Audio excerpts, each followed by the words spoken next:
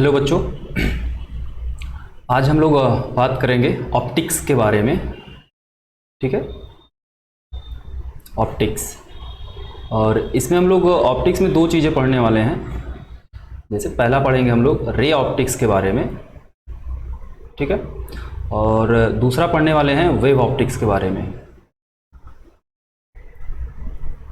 ठीक है, तो सबसे पहले हम लोग बालक रे ऑप्टिक्स की बात करेंगे, देन उसके बाद वेव ऑप्टिक्स की बात करेंगे। तो ये बताया गया था जैसे लाइट का नेचर जो होता है, रे ऑप्टिक्स में हम ये पढ़ेंगे लाइट का जो नेचर है भाई वो पार्टिकल नेचर होता है, और वेव ऑप्टिक्स में ये पढ़ा जाएगा कि लाइट का जो नेचर होता है वो वेव नेचर होता है। तो रे ऑप्टिक्स में सबसे पहले हम लोग बात करेंगे, सबसे पहले हम लोग बात करते हैं रे ऑप्टिक्स में रिफ्लेक्शन ऑफ लाइट के बारे में। ठीक है, सबसे पहले बात करेंगे रिफ्लेक्शन ऑफ लाइट। ठीक है, तो रिफ्लेक्शन ऑफ लाइट में मतलब हम ये सपोज करते हैं कि हमारे पास एक रिफ्लेक्टिंग सरफेस है, कुछ इस तरीके से दिया गया है, ये हमारा रिफ्लेक्टिंग सरफेस है। ठीक है, इसको चलिए बोलेंगे रिफ्लेक्टिंग सरफेस। ठीक है, और कोई भी लाइट इस रिफ्लेक्टिंग सरफेस पे इंसिडेंट होंगी तो इंसिडेंट होने के बाद इसमें रिफ्लेक्शन होगा। ठीक है, उसके लिए हमें ज़रूरत पड़ेगा भाई एक नॉर्मल की। तो यहाँ पे हम एक नॉर्मल ड्रॉ कर लेते हैं इस तरीके से, ये हमारा नॉर्मल है। कोई भी लाइट यहाँ पे बालक इंसिडेंट हो रही है, ठीक है, किसी एंगल आई पे, किसी एंगल आई पे, ये हमारी जो लाइट होगी ये इंसिडेंट रे होगी। ठीक है, अब कोई भी लाइट किसी रिफ्लेक्टिंग सरफेस पे अगर इंसिडेंट होती है तो यहाँ पर रिफ्लेक्शन भी होगा साथ में। जब लाइट रिफ्लेक्ट होती है तो नॉर्मल के दूसरे साइड रिफ्लेक्ट होके जाती है, ये हमारा नॉर्मल है। ठीक है, नॉर्मल के दूसरे साइड रिफ्लेक्ट होके जाएगी कुछ इस तरीके से, ये हमारा रिफ्लेक्टेड रे बोली, इसको बोला जाएगा रिफ्लेक्टेड रे। ठीक है, और ये जो रिफ्लेक्टेड रे ये भी नॉर्मल के साथ कुछ एंगल बनाएगा। सपोज करते हैं ये आर एंगल बना रहा है, तो जो भी एंगल बालक यहाँ पे दिखाया गया है आपको, ये आई एंगल जो है इंसिडेंट रे नॉर्मल के साथ जो भी एंगल बनाती है उसको बोला जाता है angle of incidence, angle of incidence. ठीक है, और नॉर्मल के साथ हमारा रिफ्लेक्टेड जो भी एंगल बनाएगा उसको बोला जाएगा एंगल ऑफ रिफ्लेक्शन। ठीक है, ये आज हम जो भी चीज़ें आज पढ़ने वाले हैं ये CUET के कोर्स के हिसाब से स्टडी करेंगे। ठीक है, CUET 2022। ठीक है, इसके लिए यहाँ पर डिस्कस करेंगे। एक तरीके से क्रैश कोर्स स्टार्ट रहेगा आपके लिए, और ये बिल्कुल फ्री कोर्स रहेगा आपको। अब हमारे चैनल पे और भी लेक्चर्स देख सकते हैं, तो हम इसको थोड़ा तेज़ी से करें। क्रैश कोर्स रहेगा तो आप फटाफट देखते जाएंगे, एक तरीके से आपका रिवीजन भी साथ साथ होता रहेगा। तो देखिए, ये सारी बातें कर लिए, ये इंसिडेंट रहा, ये रिफ्लेक्टेड रहा, ये एंगल ऑफ इंसिडेंस रहा, और ये एंगल ऑफ रिफ्लेक्शन रहा। ठीक है, तो रिफ्लेक्शन ऑफ लाइट में इसमें दो लॉ बताया गया भाई। फर्स्ट लॉ ये बताया गया कि हमारा जो इंसिडेंट रे है, रिफ्लेक्टेड रे है, नॉर्मल, तीनों एक ही पॉइंट पे लाई करेंगे और एक ही प्लेन पे लाई कर रहे हैं। ठीक है, तो incident ray, reflected ray and normal lie on the same plane and same point.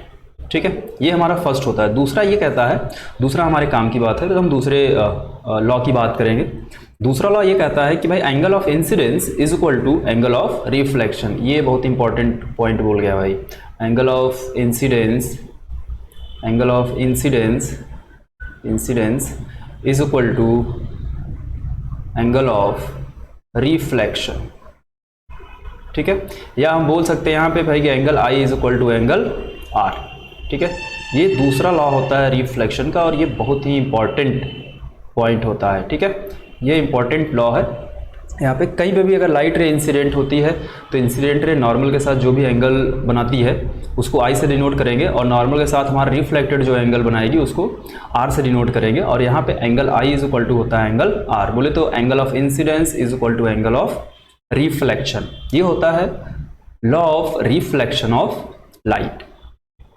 ठीक है, और एक चीज़ हमेशा ध्यान रखेंगे, जो हमारा नॉर्मल, अभी तो मैंने सरफेस बिल्कुल प्लेन लिया हुआ है, अब सरफेस हमारा कैसा भी हो, अगर लाइट, अब उसके लिए नॉर्मल हमको हमेशा सरफेस के परपेंडिकुलर ही बनाना है। नॉर्मल की अगर बात करें तो normal always is always perpendicular to the reflecting surface, ठीक है। नॉर्मल हमारा हमेशा सरफेस के परपेंडिकुलर होगा, चाहे वो सरफेस कैसा भी हो, ठीक है। जैसे मैं सरफेस आपको और बना के यहाँ दिखा दे रहा हूँ। जैसे सपोज करते हैं कुछ इस तरीके से सरफेस हमको दे दिया है, ठीक है।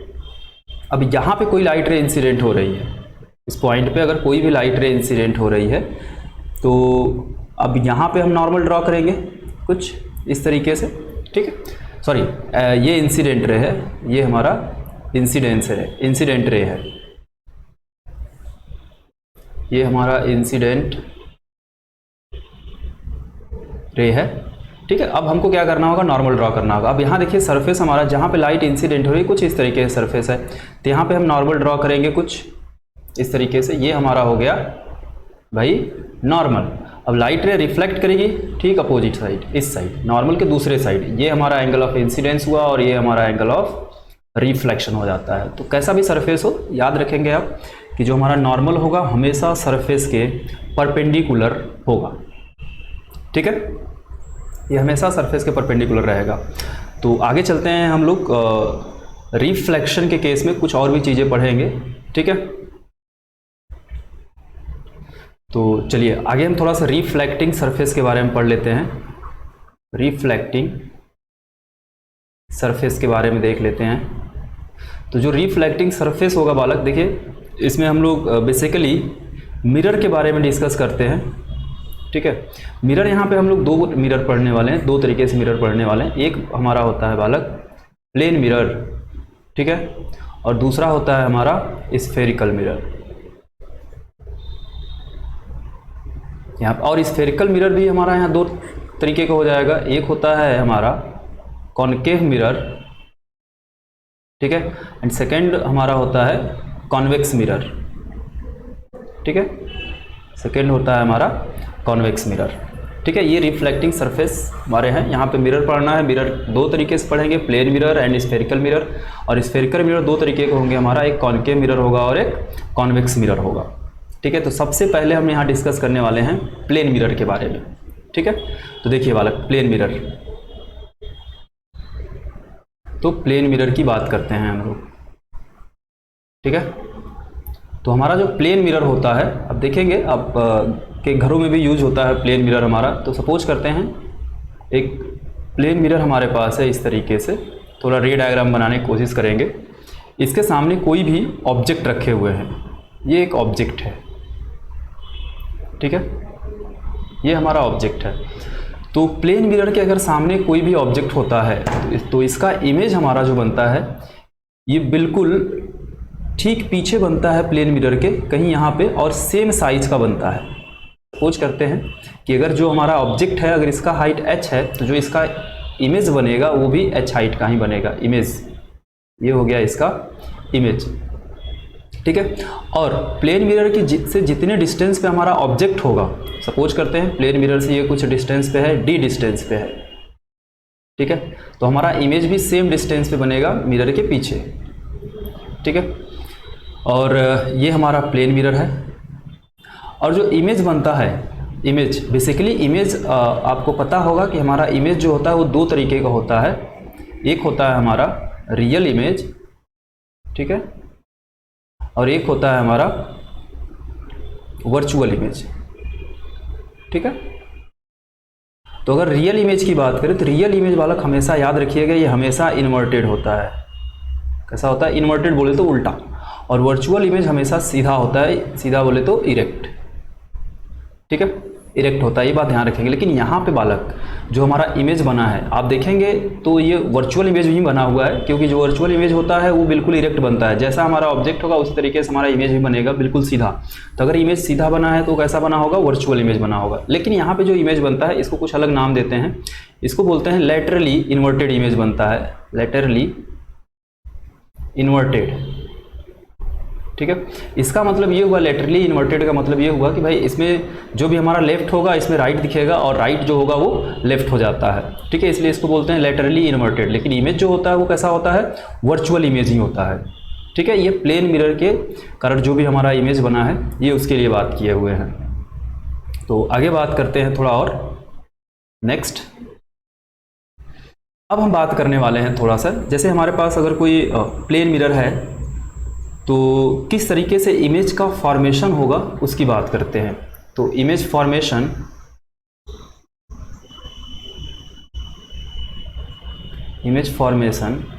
Using plane mirror, image formation using plane mirror. तो फिर से हम एक प्लेन मिरर बना रहे हैं यहाँ पे, देखते हैं इसका इमेज बनाने की कोशिश करते हैं। तो ये हमारा ऑब्जेक्ट है यहाँ पे, ठीक है। तो एक लाइट आएगी कुछ इस तरीके से, देखिए ये लाइट इंसिडेंट हुई। अब एक बात और देखिए, अगर लाइट रे नॉर्मली इंसिडेंट होती है, मतलब सरफेस के परपेंडिकुलर, जो भी हमारा रिफ्लेक्टिंग सरफेस होगा और उसके परपेंडिकुलर अगर लाइट रे इंसिडेंट होगी तो ये उसी डायरेक्शन में वापस चली जाएगी, मतलब ये लाइट रे हमको कहीं पीछे से आती हुई दिखेगी, ठीक है। दूसरा बात करते हैं, अगर एक लाइट रे यहाँ से भी ले जाते हैं हम लोग कुछ इस तरीके से, एक लाइट रे यहाँ से ले चलते हैं, ये भी लाइट रे बिल्कुल नॉर्मली इंसिडेंट हुई। अगर लाइट रे नॉर्मली इंसिडेंट होती है तो ये उसी डायरेक्शन में वापस चली जाती है, तो ये भी लाइट रे हमको कहीं पीछे से आती हुई दिखेगी, ठीक है। अब एक लाइट रे और लेके चलते हैं, कहीं यहाँ पे इंसिडेंट कराते हैं कुछ इस तरीके से, तो ये कहीं रिफ्लेक्ट होकर इस डायरेक्शन में चली जाएगी लाइट रे। अगर हम कहीं इधर से देखते हैं तो ये लाइट रे हमको कहीं पीछे से आती हुई दिखेगी, ठीक है। अच्छा, एक लाइट रे और यहाँ से भी लेके जाते हैं, तो यहाँ से भी अगर लाइट रे लेके जाते हैं तो यहाँ पे रिफ्लेक्शन होगा, कहीं लाइट रे इस डायरेक्शन में चली जाएगी, तो ये लाइट रे हमको कहीं पीछे से आती हुई दिखेगी, ठीक है। तो फाइनली इमेज एक तरीके से हमारा होता है कि रिफ्लेक्शन के बाद जहाँ पर भी एक लाइट रे एक दूसरे को कट करेंगी, रिफ्लेक्शन के बाद जहाँ भी लाइट रे एक दूसरे को कट करेंगी उसको हम लोग बोलते हैं इमेज। जहाँ भी लाइट रे कट करेंगी, देखिए यहाँ पे कट किया हमारा, तो यहीं पे हमारा इसका क्या बन जाएगा, इमेज। ये ऑब्जेक्ट रहा, ठीक है, और ये क्या रहा, इमेज रहा, ठीक है। तो यहाँ पे इसका इमेज बन गया। तो ये हमने इमेज फॉर्मेशन किया कि किस तरीके से इमेज का फॉर्मेशन किया जाएगा, ठीक है।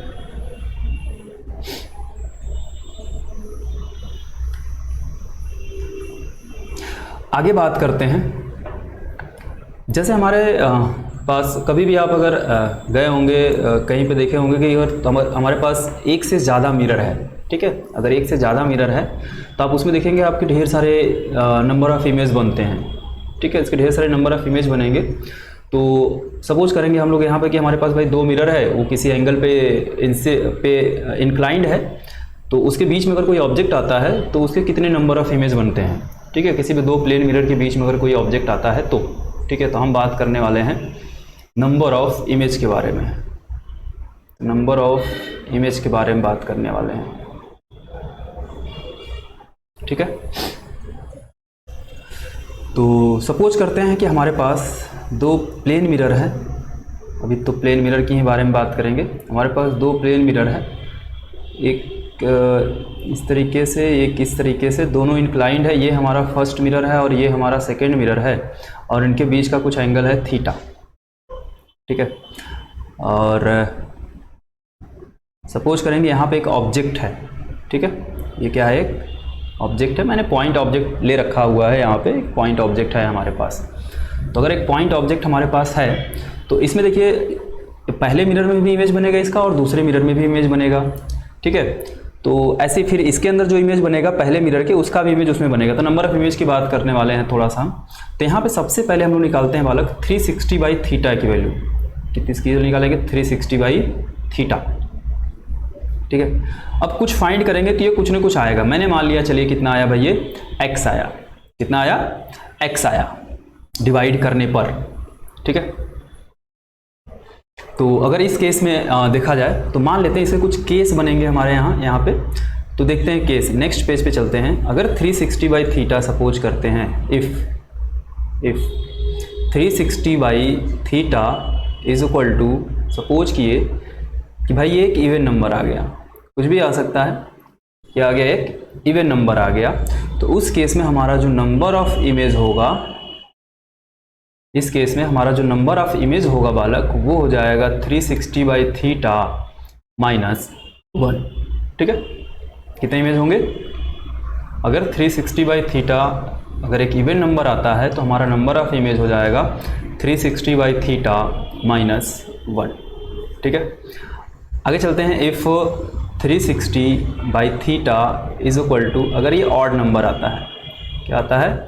ऑड नंबर आता है, तो इसमें भी इसके दो केस बनते हैं। ठीक है, पहला केस इसमें बनता है कि अगर हमारा जो ऑब्जेक्ट है अगर एंगल बाइसेक्टर पे है, एंगल बाइसेक्टर का मतलब यहाँ पे समझते हैं, एंगल बाइसेक्टर का मतलब ये होता है बालक, अगर ऑब्जेक्ट यहाँ पे है तो ये इस एंगल को बराबर इक्वल पार्ट में डिवाइड कर रहा है। एंगल बाइसेक्टर का मतलब ये हुआ। ठीक है, अगर ये केस होता है तो देखिए, if object placed at angle bisector then number of image की बात करें तो नंबर ऑफ इमेज जो होगा हमारा, नंबर ऑफ इमेज की अगर बात करें तो नंबर ऑफ इमेज जो होगा बालक हमारा ये हो जाएगा 360/थीटा -1, जो भी होगा। ये ऑड नंबर की बात किए हैं, ऑड नंबर आया और हमको ऑब्जेक्ट को चेक करना है कि ऑब्जेक्ट कहाँ पे रखा गया है। ठीक है, दूसरा case, if object is naught angle bisector, अगर ऑब्जेक्ट हमारा एंगल बाइसेक्टर पे नहीं है तो उस केस में हमारा जो नंबर ऑफ इमेज होगा बालक, इस केस में हमारा जो नंबर ऑफ इमेज हो जाएगा ये सिंपल से 360/थीटा के बराबर हो जाता है। ठीक है, तो ये नंबर ऑफ इमेज फाइंड करने का फार्मूला होता है कि किसी भी, अगर हमारे पास दो प्लेन मिरर हैं और ये किसी एंगल पे इंक्लाइंड हैं तो, और उसके बीच में अगर कोई ऑब्जेक्ट होता आता है तो उसके नंबर ऑफ इमेज कितने बनेंगे। ठीक है, तो मैं एक बार फिर से इसका एक क्विक रिवीजन मार देता हूँ। सबसे पहले हमको क्या करना है भाई, 360/थीटा की वैल्यू निकालना है। 360/थीटा अगर इवन नंबर आता है तो हमारा जो नंबर ऑफ इमेज होगा वो 360/थीटा -1 के बराबर होगा। ठीक है, और अगर सेकेंड केस देखेंगे, अगर 360/थीटा की वैल्यू अगर एक ऑड नंबर आता है तो इसमें दो केस बनेंगे भाई। अगर if object placed at angle bisector then number of image is equal to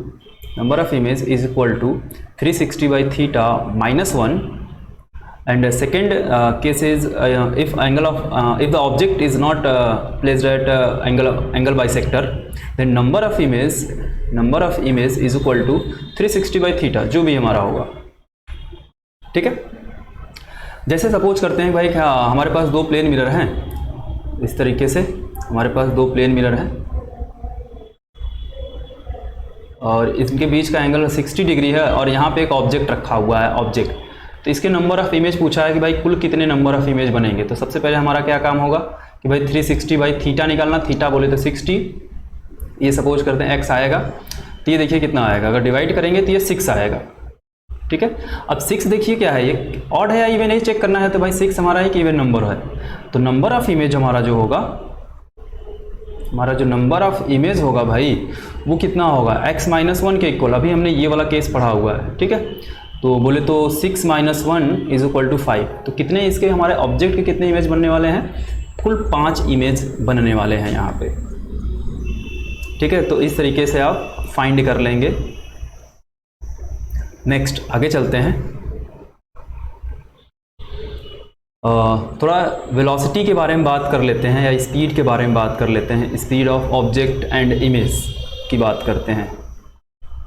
speed या वेलोसिटी जो भी आपको लिखना हो, velocity of speed of image and object की बात करते हैं। ठीक है, सपोज करते हैं भाई कि हमारे पास एक प्लेन मिरर है, ये मिरर रहा। ठीक है, और यहाँ पे एक ऑब्जेक्ट है, कोई भी सपोज करते हैं ये मूव कर रहा है किसी वेलोसिटी, ये ऑब्जेक्ट है हमारा। ठीक है, और ये कहीं इस डायरेक्शन में मूव कर रहा है किसी वेलोसिटी v0 से। ठीक है, तो अगर हमारा ऑब्जेक्ट मूव करेगा तो साथ में इमेज भी मूव करेगा। ये रहा हमारा इमेज। ठीक है। ये कहीं इस डायरेक्शन, ये भी अगर ऑब्जेक्ट मिरर की ओर आएगा तो इमेज भी हमारा मिरर की ओर ही आएगा। तो ये रहा वेलोसिटी ऑफ इमेज।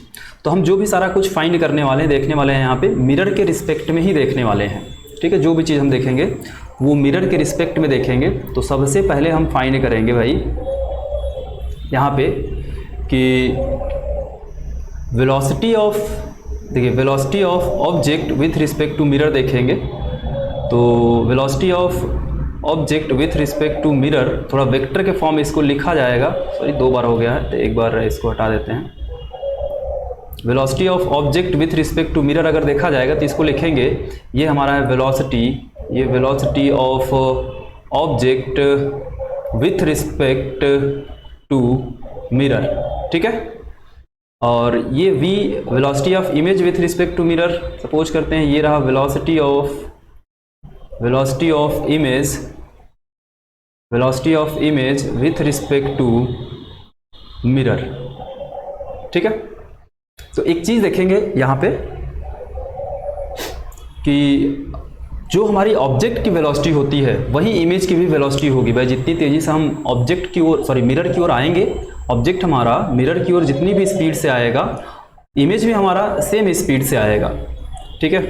तो यहाँ से अगर हम मैग्नीट्यूड की बात करें तो magnitude, the velocity of object with respect to mirror is equal to velocity of image with respect to mirror, ठीक है। मैग्नीट्यूड सेम रहेगा, लेकिन अगर आप देखें तो ये दोनों एक दूसरे का अपोजिट डायरेक्शन में होते हैं। अगर वेक्टर के फॉर्म में लिखें तो velocity of image is equal to minus velocity of image with respect to mirror. वैसे velocity of object with respect to mirror जो होगा इसको लिखा जा सकता है velocity of object minus velocity of mirror, and velocity of image with respect to mirror लिख सकते हैं velocity of image minus velocity of mirror, ठीक है। तो यहाँ से अगर मैं ये दोनों वैल्यू अगर वाला यहाँ पे मैं पुट कर देता हूँ तो आपको और अच्छे से क्लियर हो जाएगी चीज़ें। या मैग्नीट्यूड देख लेंगे, तो मैग्नीट्यूड अगर निकालना चाहें तो आप यहाँ पे देखेंगे तो ये केवल velocity of image is equal to velocity of object आपको मिल जाएगा मैग्नीट्यूड की अगर बात करते हैं तो इस तरीके से आप वेलोसिटी निकाल लेंगे इमेज एंड ऑब्जेक्ट का, ठीक है। किसी भी अदर रिस्पेक्ट के रिस्पेक्ट में अगर पूछता है, किसी भी अदर चीज़ के रिस्पेक्ट में पूछता है तो आप यहाँ से ईजिली फाइंड कर सकते हैं, ठीक है। कोई भी वेलोसिटी या किसी, चाहे ऑब्जेक्ट की वेलोसिटी पूछे या इमेज की वेलोसिटी पूछे, किसी के भी रिस्पेक्ट में, तो आप फाइंड कर लेंगे यहाँ से, ठीक है। इसी के साथ हम नेक्स्ट पेज पे चलते हैं आगे की ओर। तो देखते हैं, ये हमारा प्लेन मिरर की बात यहाँ तक हम कर लिए हैं। अब आगे बात करेंगे हम लोग स्फेरिकल मिरर के लिए, ठीक है। तो स्फेरिकल मिरर की अगर मैं बात करूँ तो देखिए स्फेरिकल मिरर, अगर स्फेरिकल मिरर की बात करें तो मैंने बताया था इसमें हम लोग 2 तरीके के मिरर पढ़ेंगे। एक हम लोग फर्स्ट पढ़ेंगे, यहाँ पे फर्स्ट पढ़ा जाएगा कॉनकेव मिरर, एंड सेकेंड पढ़ेंगे हम लोग कॉन्वेक्स मिरर, ठीक है। सेकेंड पढ़ेंगे कॉन्वेक्स मिरर। तो सपोज करते हैं बालक, हमारे पास एक स्फेयर लेते हैं, इस तरीके से एक स्फेयर बना लेते हैं पूरा, ठीक है, इस तरीके से। और देखो इसके क्या करते हैं कि ये बाहर वाले पार्ट को कलर कर देते हैं, इतनी दूर को अगर कलर करेंगे तो कुछ इस तरीके से होगा। चलिए कलर कर देते हैं, ठीक है।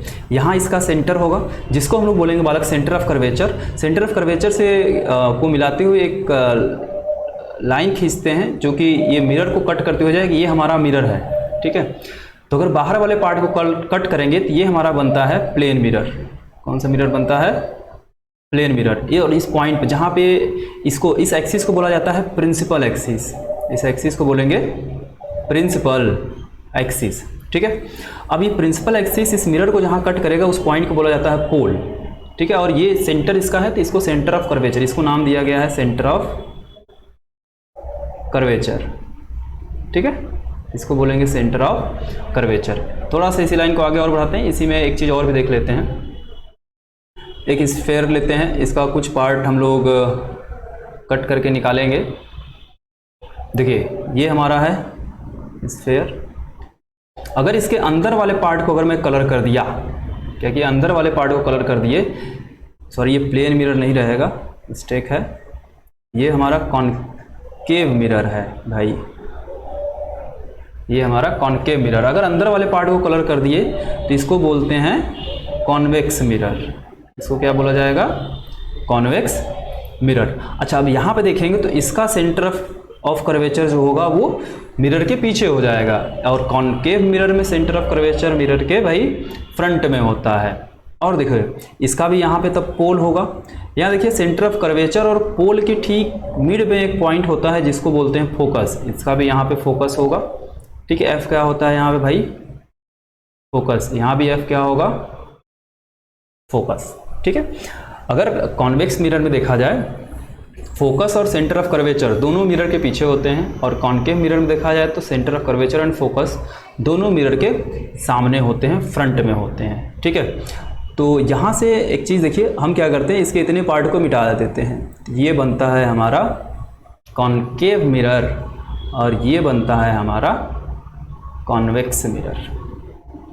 ये थोड़ा सा ज़्यादा लाइनिंग हो गया है तो इसको थोड़ा सा कम कर लेते हैं हम लोग।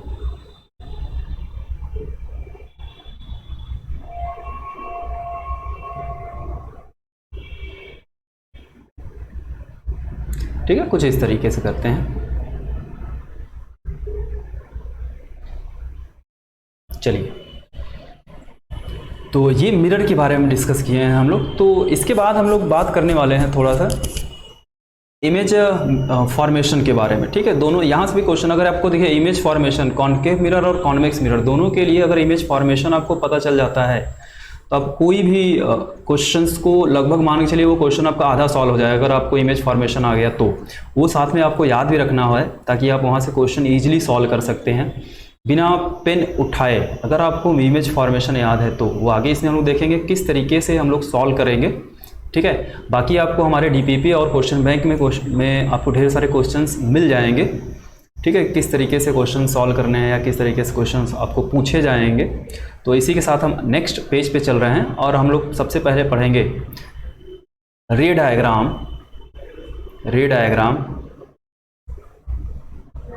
डायग्राम फॉर कॉनकेव मिरर, ठीक है। रे डायग्राम पढ़ेंगे किसके लिए भाई? कॉनकेव मिरर के लिए। तो देखिए इसमें से हम लोग कुल 4 रे डायग्राम पढ़ेंगे कॉनकेव मिरर का। इन चारों में से कम 2 रे डायग्राम का यूज करके, मिनिमम 2 रे डायग्राम का यूज करके हम लोग इमेज फॉर्मेशन आगे की ओर करेंगे, ठीक है। देखिए पहला भाई, तो कॉनकेव मिरर बनाते हैं। ये हमारा रहा कॉनकेव मिरर, ठीक है। और ये प्रिंसिपल एक्सिस, ये पोल रहा, ये फोकस रहा और ये सेंटर ऑफ कर्वेचर रहा। पहला आपको याद रखना है कि अगर कोई भी लाइट रे प्रिंसिपल एक्सिस के पैरेलल इंसिडेंट होती है, क्या होती है? प्रिंसिपल एक्सिस के पैरेलल। अगर कोई भी लाइट रे प्रिंसिपल एक्सिस के पैरेलल इंसिडेंट होती है तो अब यहाँ पे रिफ्लेक्शन होगा। अब रिफ्लेक्शन के लिए हमको एक नॉर्मल ड्रॉ करना होगा। ध्यान रखिए, अगर कर्व सरफेस है, स्फेरिकल सरफेस है, तो उसका नॉर्मल हमेशा सेंटर से पास करेगा। ये बात ध्यान रखें, चाहे वो मिरर हो या लेंस हो, उसका नॉर्मल हमेशा सेंटर से पास करेगा। बोले तो सेंटर ऑफ कर्वेचर से पास करेगा। अब देखिए ये हमारा एंगल ऑफ इंसिडेंस आई हो गया। अब लाइट रे यहाँ रिफ्लेक्ट हो गए, कुछ इस तरीके से चली जाएगी। ये हमारा एंगल ऑफ रिफ्लेक्शन हो गया, ठीक है। तो याद रखेंगे एक चीज़ कि अगर लाइट रे प्रिंसिपल एक्सिस के पैरेलल इंसिडेंट हो रही है तो रिफ्लेक्शन के बाद हमेशा फोकस से पास करेगी, ठीक है। दूसरा केस देखेंगे, ये हमारा प्लेन मिरर रहा,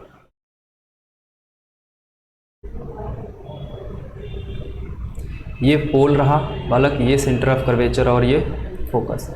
इस बार क्या करेंगे, ठीक इसका उल्टा लेके चलते हैं। तो अगर लाइट रे फोकस से होते हुए इंसिडेंट हो रही है, ठीक है, फोकस से होते हुए इंसिडेंट हो रही है, ठीक है, तो यहाँ रिफ्लेक्शन के बाद वो प्रिंसिपल एक्सिस के पैरेलल चली जाती है, ठीक है। ठीक दोनों एक दूसरे का अपोजिट हैं, ये याद रखेंगे। अगर लाइट रे प्रिंसिपल एक्सिस के पैरेलल इंसिडेंट होती है तो रिफ्लेक्शन के बाद फोकस से जाएगी, और अगर फोकस से होते हुए इंसिडेंट हो रही तो रिफ्लेक्शन के बाद प्रिंसिपल एक्सिस के पैरेलल चली जाएगी। थर्ड केस देखते हैं। थर्ड केस भाई, चलिए थर्ड केस देखते हैं। कुछ इस तरीके से ये प्रिंसिपल एक्सिस, ये हमारा पोल रहा, ये फोकस रहा और ये सेंटर ऑफ कर्वेचर रहा। ठीक है, और इस बार क्या करेंगे, लाइट रे देखिए सेंटर ऑफ कर्वेचर से होते हुए पास कराते हैं, सॉरी सेंटर ऑफ कर्वेचर पे लाइट रे तो गई नहीं, तो इसको थोड़ा सा हटाते हैं और फिर से करते हैं। चलिए मान लेते हैं ये रहा सेंटर ऑफ कर्वेचर। अगर लाइट रे सेंटर ऑफ कर्वेचर से होते हुए इंसिडेंट होती है तो आपको पता है अगर इस पर हम नॉर्मल ड्रॉ करें तब भी वो सेंटर ऑफ कर्वेचर से ही पास करेगा, तो इसका मतलब ये लाइट रे जो सेंटर ऑफ कर्वेचर से जा रही है वो नॉर्मल इंसिडेंट हो रही है। ठीक है, एक तरीके से नॉर्मल के लॉन्ग इंसिडेंट हो रही है। तो अगर कोई भी लाइट रे नॉर्मली इंसिडेंट होती है तो रिफ्लेक्शन के बाद उसी डायरेक्शन में वापस चली जाती है। एंड फोर्थ हम लोग ये देखेंगे भाई कि अगर ये पहले कॉनकेव मिरर बना लेते हैं। अब ये रहा हमारा पोल, ये फोकस रहा और ये सेंटर ऑफ कर्वेचर रहा। अब अगर लाइट रे पोल पे इंसिडेंट हो रही है, ठीक है, तो ये नॉर्मल रिफ्लेक्शन का मेथड है। अगर लाइट रे पोल पे इंसिडेंट हो रही है तो ये नॉर्मल का काम करेगा, दूसरे साइड रिफ्लेक्शन हो जाएगा। ठीक है, ये इंसिडेंट है, इंसिडेंट रहा और ये हमारा क्या इधर क्या हो जाएगा, रिफ्लेक्टेड रे हो जाएगी। ये हमारी रिफ्लेक्टेड रे हो गई। ये हमारा एंगल ऑफ इंसिडेंस रहा और ये हमारा एंगल ऑफ रिफ्रैक्शन रहा। तो ये हमने रे डायग्राम पढ़ा किसका भाई, कॉनकेव मिरर का। अब कॉनकेव मिरर का के रे डायग्राम, 4 रे डायग्राम हैं। ये चारों रे डायग्राम आपको याद रखने हैं। इन चारों में से किसी 2 रे डायग्राम का यूज करके आगे हम लोग इमेज फॉर्मेशन करेंगे। ठीक है, इमेज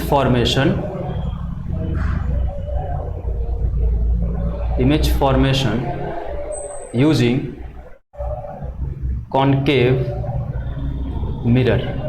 ठीक है, इमेज फॉर्मेशन करेंगे कॉनकेव मिरर का यूज करके। तो देखेंगे हमारा ऑब्जेक्ट कहीं पे रखेंगे और उसका इमेज हमको कहीं पे दिखाई देगा। तो हम लोग बात करते हैं सबसे पहले यहाँ पे फर्स्ट केस लेते हैं। If object is at infinity. ठीक है, अगर अब ऑब्जेक्ट हमारा इनफाइनाइट पे हो तो उसका इमेज कहाँ बनेगा। तो एक मिरर लेते हैं हम लोग सिंपल से यहाँ पे।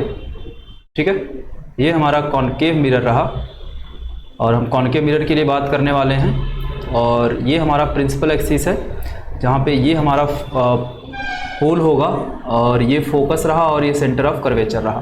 तो लाइट रे देखिए वाला अगर कहीं इनफाइनाइट से आएगी, अगर लाइट रे इनफाइनाइट से आ रही है तो जाहिर सी बात है प्रिंसिपल एक्सिस के पैरेलल इंसिडेंट होंगी।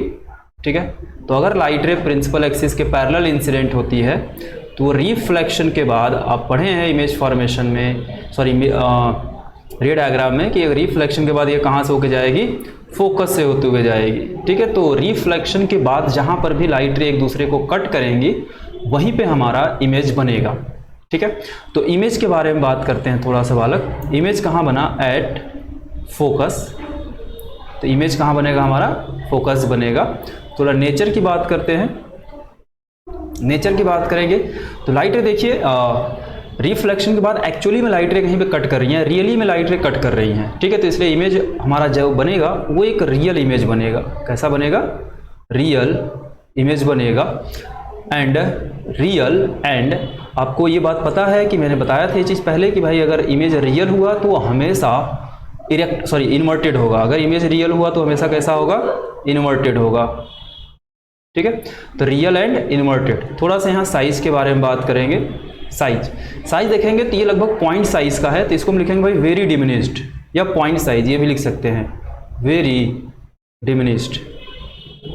ठीक है, ये आप पहले भी पढ़े होंगे, लेकिन बस आप इसको याद रखना है कि भाई अगर ऑब्जेक्ट हमारा कहीं पे है, ऑब्जेक्ट कहीं अगर है तो उसका इमेज कहाँ बनेगा।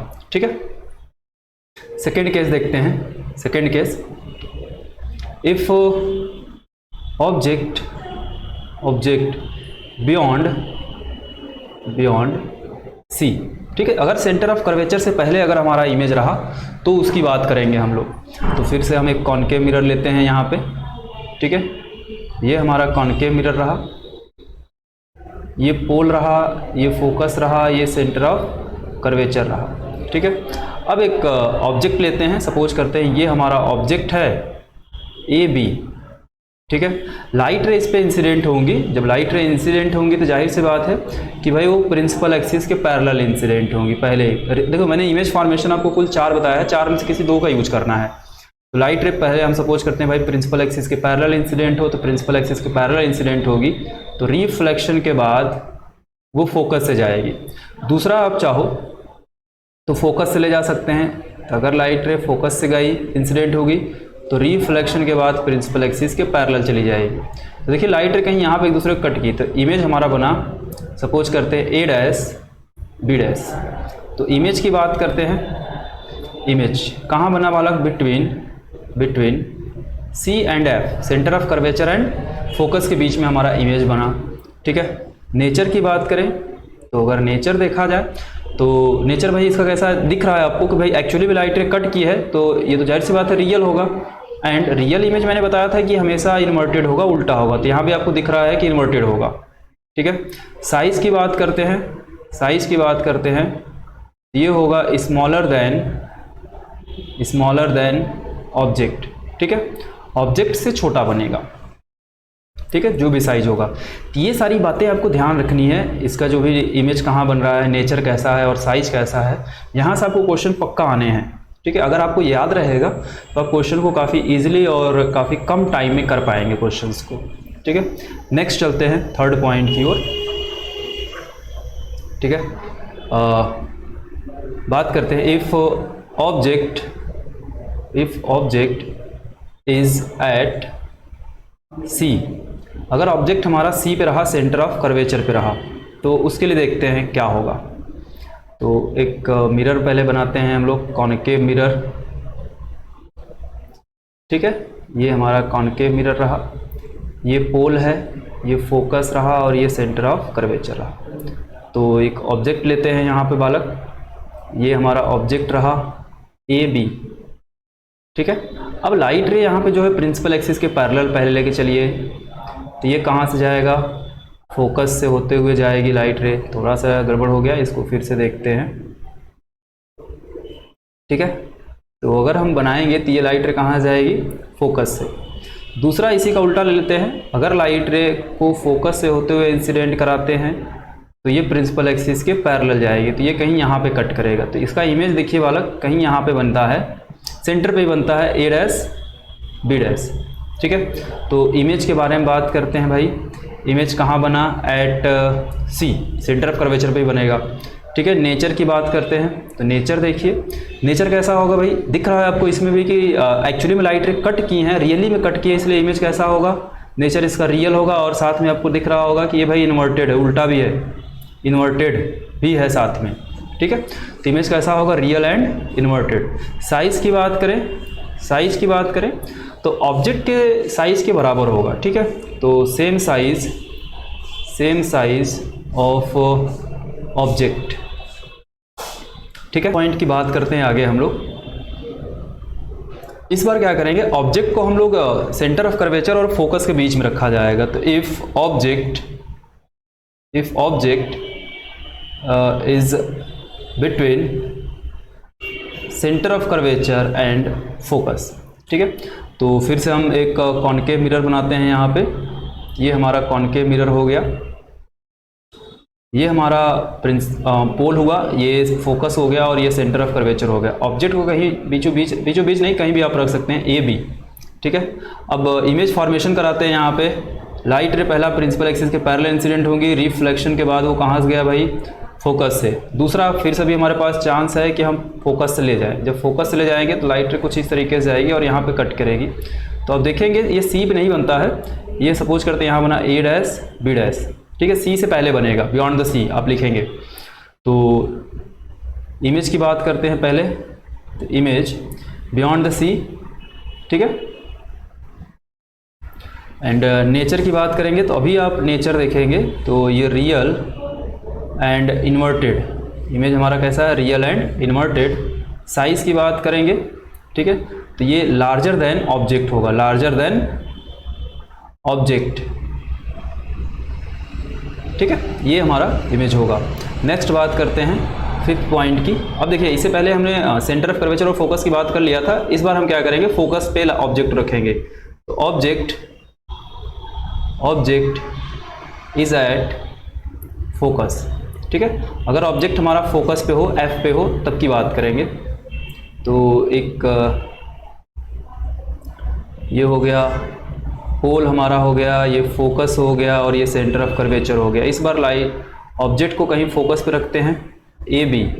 ठीक है, तो लाइट रे पहला प्रिंसिपल एक्सिस के पैरेलल गया, तो रिफ्लेक्शन के बाद भाई फोकस से जाएगा, रिफ्लेक्शन के बाद फोकस से जाएगा लाइट रे, इस तरीके से फोकस से होते हुए जाएगी लाइट रे। दूसरा ऑप्शन हमारे पास कोई है नहीं, तो पोल से लेके जाएंगे, पोल से लेके जाएंगे तो ये कहीं सीधे चली जाएगी, ये दोनों पैरेलल जाएंगे। तो पैरेलल जाएंगे तो हम ये सपोज करेंगे ये लाइट रे कहीं, अगर दो लाइट रे है तो ये मान लिया जाता है कि कहीं इनफाइनाइट पे जाकर के कट करेंगी। ठीक है, तो इमेज की बात करेंगे तो इमेज कहाँ बनेगा बालक, एट इनफाइनाइट। ठीक है, कहीं अगर इनफाइनाइट कट करेंगे तो जब भी कट करेंगे मिरर के लेफ्ट साइड ही कट करेंगे। ठीक है, तो इसका नेचर अगर बात करते हैं तो इसका नेचर भी होगा रियल एंड इन्वर्टेड। ठीक है, रियल एंड इन्वर्टेड। साइज की बात करेंगे, ठीक है, तो ये वेरी लार्ज, बहुत बड़ा बनेगा, वेरी लार्ज। ठीक है, ऑब्जेक्ट से बहुत बड़ा बनेगा। ठीक है, और 6 लास्ट केस की बात करते हैं भाई। ये फिर से हमारे पास एक कॉनकेव मिरर रहा, ये रहा पोल, ये फोकस और ये सेंटर ऑफ कर्वेचर। इस बार ऑब्जेक्ट को फोकस और पोल के बीच में रखते हैं। ठीक है, कहीं यहाँ पे रहा हमारा ए डैश बी डैश, तो एक लाइट रे प्रिंसिपल एक्सिस के पैरेलल गया, तो रिफ्लेक्शन के बाद ये कहाँ से आएगा बालक, फोकस से। दूसरा पोल से ले चलिए तो कुछ इस तरीके से चला जाएगा। और इधर से कहीं अगर हम देखेंगे तो ये दोनों लाइट रे हमें कहीं पीछे से आती हुई दिखेंगी, कहीं यहाँ से। तो ये लाइट रे कहीं यहाँ पे कट की हैं। अगर देखा जाए तो ये ऐसा हमें एक्चुअली में लाइट रे नहीं कट की हैं। ठीक है, ये कहीं हमको लाइट रे आती हुई दिख रही है कहीं से, तो ये ऑब्जेक्ट बना, इमेज बनता है हमारा ए डैश बी डैश। तो अगर ये देखिए मिरर के पीछे बना और सीधा बना। ठीक है, तो इमेज के बारे में लिखते हैं थोड़ा सा। इमेज कैसा बनेगा भाई, बिहाइंड द मिरर। ठीक है, बिहाइंड द मिरर। और नेचर की बात करें अगर हम, तो नेचर होगा हमारा वर्चुअल। इस केस में देखिए वर्चुअल बनेगा, वर्चुअल एंड इरेक्ट।